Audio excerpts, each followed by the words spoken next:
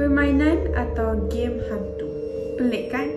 Kenapa masih anggap permainan oleh sesetengah masyarakat? Sedangkan permainan pelik ni melibatkan entiti atau energi dari alam gaib. Rasanya, perkataan yang lebih sesuai untuk permainan ini adalah ritual. Sama ada game ataupun ritual. Jom kita tengok macam mana permainan memuja hantu ni. Tapi Marissa nak ingatkan, ini hanyalah perkongsian maklumat je.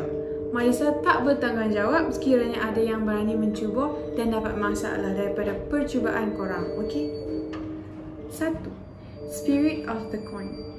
Spirit of the Coin memang popular, terutamanya di negara kita. Game ni biasanya melibatkan shilling dan kertas. Pemain akan menulis beberapa perkataan dan huruf, biasanya ya ataupun tidak. Kemudian, pemain-pemain akan meletakkan tangan atau jari di shilling yang digunakan dan bertanya beberapa soalan kepada roh ataupun entiti yang berhampiran. Jika ada respon, shilling tersebut akan bergerak ke mana-mana perkataan ataupun huruf bagi memberi jawapan kepada persoalan mereka. Actually, kes dirasuk pernah terjadi beberapa kali daripada game ni. Pernah sekali sampai pelajar dirasuk beramai-ramai kerana mencuba game ni. 2. Papan Ouija. Secara teknikal, papan Ouija ni sama macam Spirit of the Coin, tapi game ni menggunakan papan yang bernama Ouija. Pelik, papan Ouija ni biasanya digunakan untuk permainan kanak-kanak zaman dahulu, tapi lebih banyak digunakan oleh orang dewasa sebagai alat komunikasi kepada roh yang berhampiran. 3. Bloody Mary. Permainan ni melibatkan cermin. Menurut peraturan, korang mesti bermain permainan ni seorang diri. Kononnya jika korang bersama orang lain atau pemain ramai-ramai, permainan ni tak akan menjadi. Lebih sukar lagi, korang mesti duduk dalam bilik yang gelap, kosong dan hanya lilin digunakan sebagai sumber cahaya. Kemudian, korang boleh seru roh atau hantu Bloody Mary dan jika korang bernasib baik, dia akan datang. Korang boleh tanya apa sahaja soalan kepadanya. Kemudian, halau Bloody Mary dengan memasang lampu. Ramai yang mendakwa hantu Bloody Mary ni akan menyerang pemain. So, tak payahlah cuba guys. Tapi, kalau korang nak cuba juga, pastikan ada kawan yang tunggu korang kat luar. Lepas tu, jangan dekat sangat dengan cermin. Kiranya bila dah selesai main, buang je cermin tu. 4. Elevator Game. Kononnya melalui permainan ni, korang boleh pergi ke dimensi lain melalui lift. Syaratnya, mestilah menggunakan lift di bangunan yang ada 10 tingkat ataupun lebih. Korang kena masuk lift dan tekan butang ke tingkat 1, 4, 2, 6, 2, 10, 5 mengikut turutan. Bila sampai je ke tingkat 5, akan ada makhluk lain ataupun hantu masuk dalam lift bersama korang. Korang dilarang bercakap dengan wanita itu dan tak boleh tengok wajah dia. Lepas tu, korang kena tekan butang ke tingkat 1 yang mana sebaliknya akan bawa korang ke tingkat 10 lalu keluar dari lift. Jika ditanya oleh wanita itu, korang kena jawab tidak. Korang kena guna kombinasi yang sama macam mula-mula main kalau korang nak balik. 5. The Hooded Man. Permainan berhantu ni perlukan telefon lama yang mana wayar hitamnya berputar. Jika korang berjaya, teksi berwarna hitam akan sampai dekat rumah korang yang mana korang kena masuk dalam teksi tu dan tidur.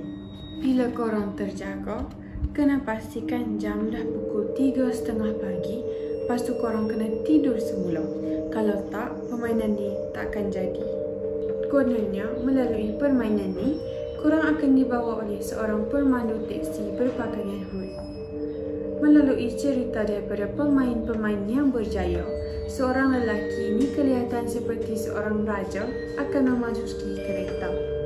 Jika perkara itu terjadi, jangan sesekali bercakap dengan dia.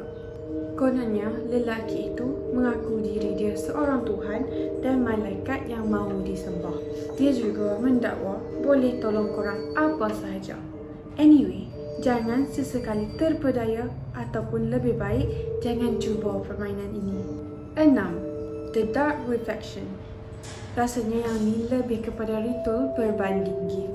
Ritual ni akan membuatkan korang mendapat nasib baik. Tetapi sebelum tu, korang akan mendapat nasib buruk dulu.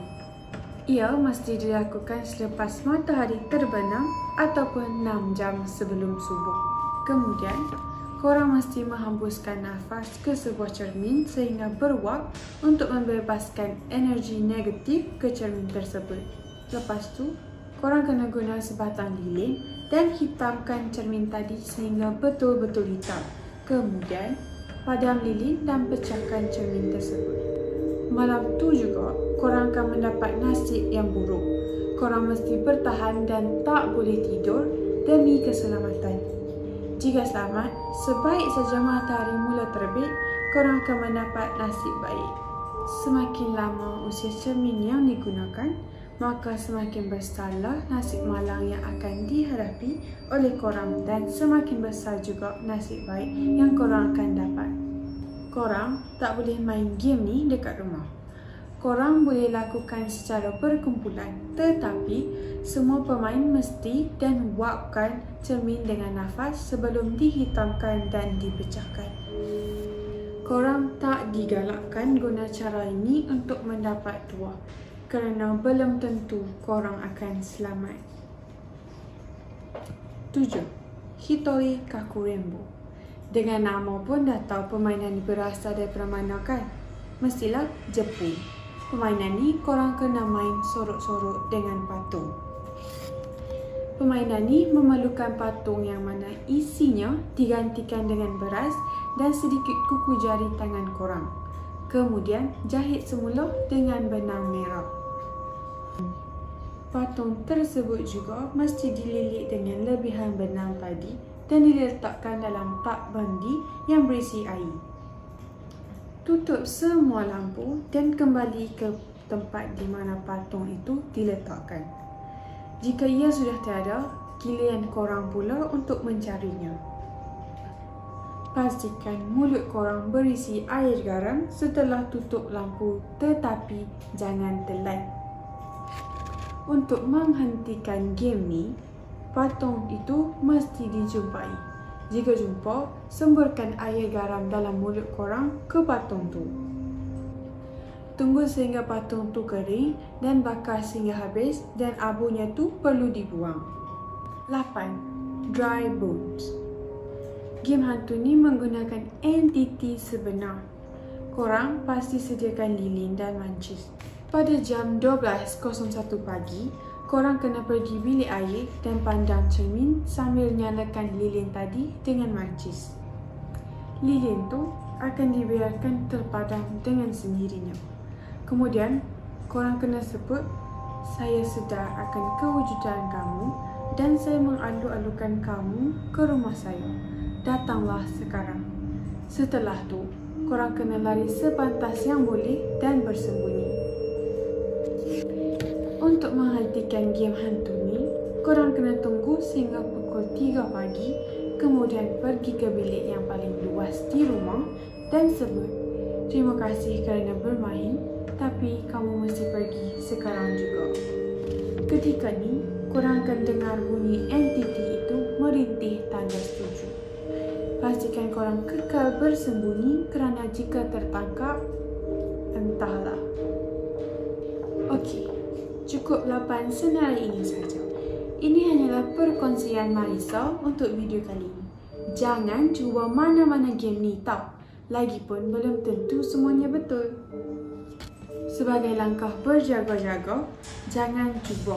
Terutama sekali kepada kita orang Islam dan mereka yang mempunyai agama. Well, that's all. Bagi siapa yang belum like, share dan komen, boleh tekan butang subscribe. Jumpa di video akan datang. Bye!